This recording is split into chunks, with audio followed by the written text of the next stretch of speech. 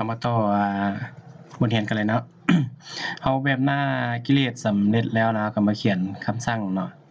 เพิ่มเนาะเวลาเราเขียนบันทึกนี่มันยังเอิ้นว่ายังบ่มีหยังเนาะแล้ววันนี้เราก็ไปเขียนคำสั่งเพิ่มอยู่ในหยังเนาะตัวอย่างว่ากิเลสนี่มันจะเอิ้นใช้method หยัง post เนาะแต่จะเอิ้นไปแล้วเอิ้นไป root store เนาะคือตัวนี้เราได้สร้างอันเราเป็น resource เนาะผู้ท่านก็สามารถเช็คได้เด้อ pp artisan เรา list เนาะเราจะรู้ว่าเรามีตัวใดเด้อเวลาเราสร้าง resource ไปมันจะมีเนาะ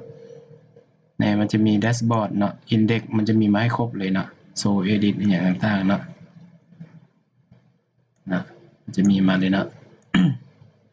เราก็ไปเขียนคำสั่งอยู่นี้เนาะเราก็จะจับก่อน validate กันเนาะเราจะมีแต่ห้อง name แม่นบ่ชื่อที่จำเป็น require เนาะ นี่เนาะ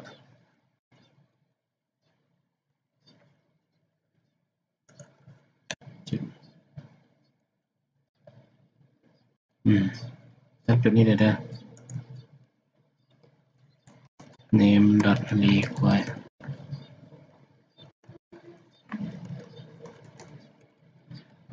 ก็นั่นนะ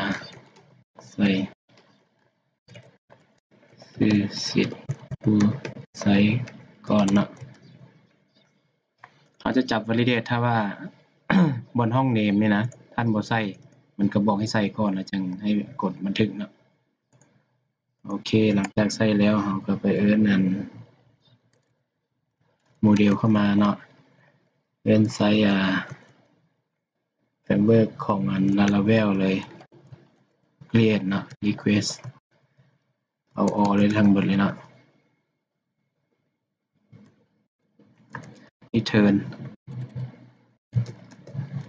redirect นะเวลาบันทึกสำเร็จแล้วเราก็เอิ้นออกไปอยู่ในหน้า index เนาะรวมโดย with นะ success ให้มันแสดงข้อความพร้อมว่าเพิ่มข้อมูลสำเร็จแล้วลองดูนะ โอเคนะเอาไปลองเพิ่มใหม่บ้างนะ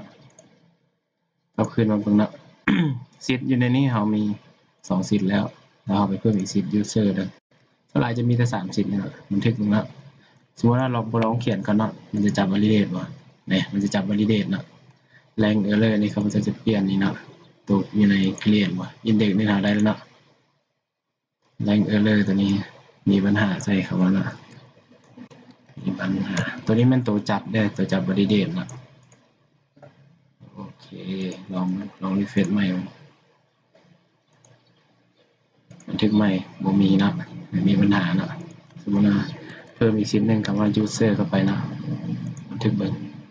นี่มันจะ redirect มาหานี่เลยนะคือว่าบันทึกข้อมูลสำเร็จนะอันนี้เขาจะไปเอาอันนี้ออกนะเอาออกอยู่ไส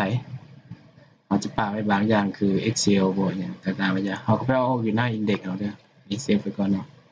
index อยู่ใน layout เด้อเอาไปออกอยู่ใน layout เนาะมันจะมี JavaScript มันคือเจ้าจะเอาอย่างใดตัวนี้นะเห็นบ่อันนี้บ่เอาก็เอาผิดนี่เอานะ PDF ได้เอาบ่ PDF สไลด์มันจะบ่อ่านเด้อยังบ่อ่าน JavaScript copy ก็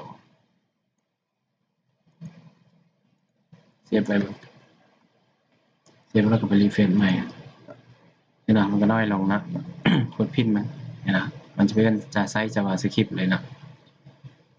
นี่นะวันนี้เราไปแสดงรูปอย่างต่างๆครับไปปรับได้เนาะวิดีโอนี้มันอยากสั้นเลยส่วน header ข้อมูลส่วนตัวออกระบบบ่ข้อมูลพวกนี้ได้ผู้ท่านจะเอาบ่สมมติว่า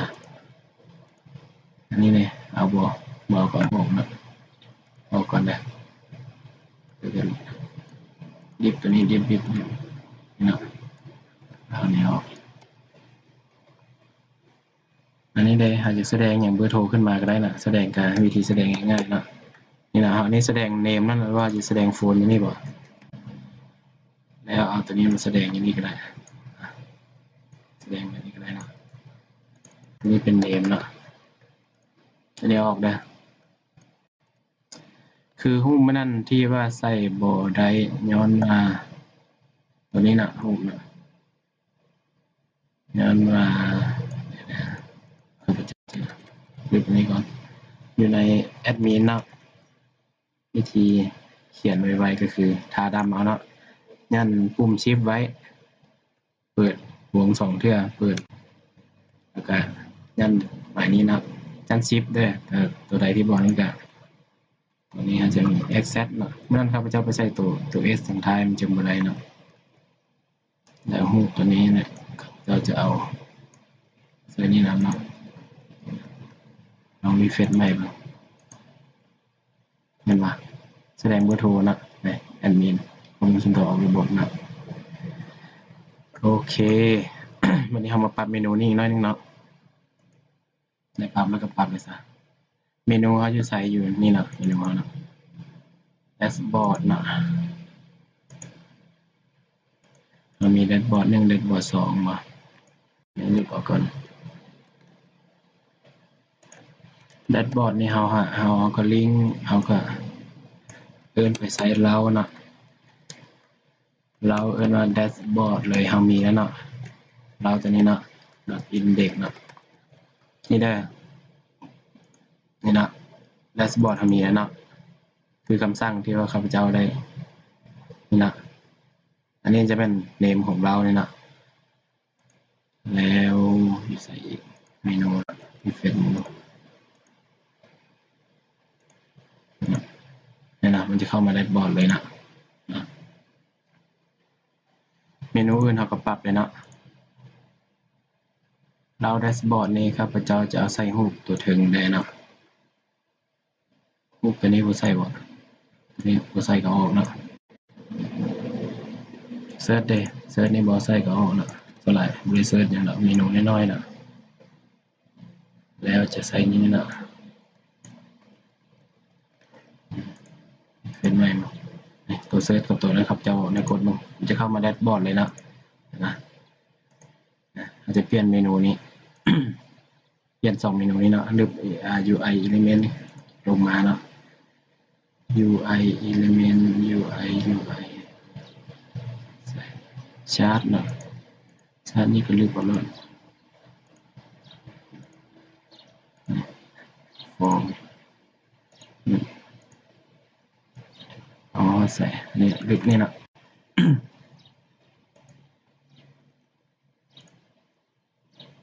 มีเมนูตัวนี้เราจะไปใส่คำว่าเอกสารเอาเลือกวิดเจ็ตเอาซะเนาะใส่เมนูนี้คำว่าเป็นว่าเอกสารซะเอกสารแล้วตัวนี้เป็นตั้งค่าเนาะโอเค